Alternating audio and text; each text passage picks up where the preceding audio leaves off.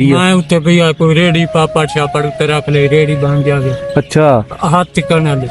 ਅੱਛਾ ਹੱਥ ਵਾਲੀ ਰੇੜੀ ਬਣ ਜਾਵੇ हाँ जी ਤੇ ਇਕਬਾਲ ਬਈ ਇੱਕ ਹੱਥ ਦੇ ਨਾਲ ਤੁਸੀਂ ਰੇੜੀ ਚਲਾ ਲੋਗੇ ਫਿਰ उत्ते वो चला ले सब चलो सड़क सड़क ते फिर क्या बतया ਅੱਛਾ ਚਲਾ ਲੋਗੇ हाँ जी अल्लाह ਤੇ ਇਹਦੇ ਚ ਤੁਸੀਂ ਕਿੰਨਾ ਕੁ ਰੋਜ਼ ਦਾ ਕਮਾ ਲੈਣੇ ये चलो 200-400 500 बच वेंदा ਬਸ हाँ जी ਤੇ ਉਹ ਤੇ ਤੁਹਾਡਾ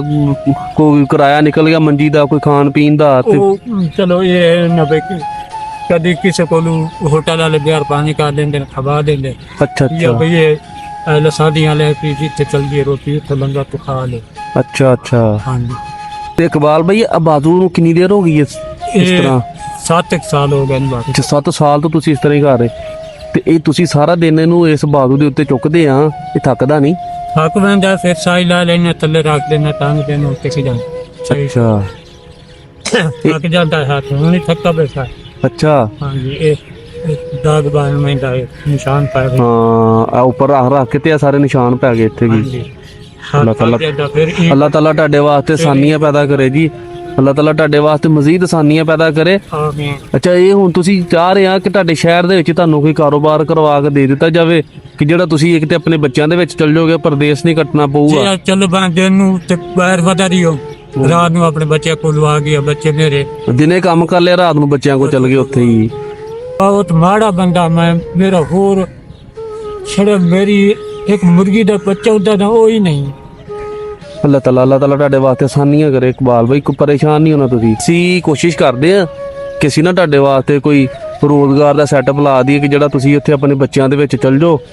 ਉੱਥੇ ਦਿਨੇ ਕੰਮ ਕੀਤਾ ਸ਼ਾਮ ਨੂੰ ਆਪਣੇ ਬੱਚਿਆਂ ਦੇ ਵਿੱਚ ਤੁਸੀਂ ਰਾਤ ਨੂੰ ਚੱਲ ਗਏ ਇਹ ਦਿਲ ਸੇ ਅੱਛਾ ਅੱਛਾ ਰਾਇ ਵੰਦੇ ਵੀ ਅੱਲਾ ਕਿਸੇ ਨੇ ਤੇ ਮੇਰੀ ਬਾਹ ਪਕੜ ਲੈ ਕਿ ਅੱਲਾਹ ਤਾਲਾ ਦੀ ਜ਼ਾਤ ਬੜੀ ਵੱਡੀ ਆ ਵਸੀਲਾ ਬਣਦੇ ਆ ਦੇਰ ਨਹੀਂ ਲੱਗਦਾ ਬੰਦਾ ਬੰਦੇ ਦਾ ਵਸੀਲਾ ਹਾਂਜੀ ਰੋਜ਼ੀ ਅੱਲਾ ਦੇਣ ਵਾਲਾ ਰੋਜ਼ੀ ਅੱਲਾਹ ਦੇਣ ਵਾਲਾ ਨਹੀਂ ਮਾਂ ਦੇ ਇਹ ਮਿਹਨਤ ਕਰੇ ਨਾ ਕਿ ਅੱਲਾ ਤੋਂ ਦੁਆ ਮੰਗਣਾ ਅੱਲਾ ਮੇਰੇ ਬੱਚਿਆਂ ਦੀ ਰੋਜ਼ ਦਿੱਤੇ ਜਿਹੜੇ ਬੰਦੇ ਮਿਹਨਤ ਕਰਦੇ ਉਹਨਾਂ ਦੇ ਕੋਲ ਜਾਈਦਾ ਕਿ ਜਿਹੜੇ ਬੰਦੇ ਪਹਿਲੇ ਹੀ ਮਿਹਨਤ ਕਰ ਰਹੇ ਆ ਅਸੀਂ ਉਹਨਾਂ ਵਾਸਤੇ ਥੋੜੀ ਹੋਰ ਬਿਹਤਰੀ ਕਰ ਦਈਏ ਤਾਂ ਕਿ ਉਹਨਾਂ ਦੇ ਬੱਚਿਆਂ ਦਾ ਕੋਈ ਰਿਜ਼ਕ ਵਧ ਜਾਵੇ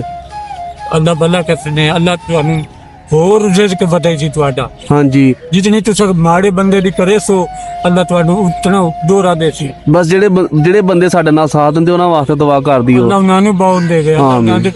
ਹੱਕ ਚ ਬੜਾ ਕੁਝ ਦੇਵੇ ਆਮੀਨ ਅੱਲਾ ਦੇਂਦਿਆਂ ਨੂੰ ਦੇਂਦਾ ਬਿਲਕੁਲ ਜੀ ਬਿਲਕੁਲ ਅੱਲਾ ਦੇਂਦਿਆਂ ਨੂੰ ਦੇਂਦਾ ਇਕਬਾਲ ਭਾਈ ਇਹ ਸਮਾਨ ਆ ਕਿੰਨੇ ਕੁ ਦਾ ਤੁਸੀਂ ਲਿਆ ਵਾ ਇਹ ਲੈਣਾ 500-400 ਦਾ 1000 ਦਾ ਲੈ ਲੈਣਾ ਅੱਛਾ ਉਹ ਵੇਚ ਕੇ ਫਿਰ ਬੈਂਕ ਲੈ ਲਈਏ ਅੱਛਾ ਉਹ ਵੇਚ ਕੇ ਫਿਰ ਅਗਲਾ ਲੈਨੇ ਆ ਹਾਂਜੀ ਤੁਹਾਡੀ ਰੇੜੀ ਦਾ ਤੇ ਤੁਹਾਡੇ ਕਾਰੋਬਾਰ ਦਾ ਤੇ ਅਸੀਂ ਹੁਣ ਦੱਸੋ ਹੁਣ ਮੈਂ ਆਪਣੇ ਭਰਾ ਵਾਸਤੇ ਕਿਹੜੀ ਕੁ ਆਸਾਨੀ ਪੈਦਾ ਕਰ ਸਕਦਾ ਹਾਂ ਇਸ ਟਾਈਮ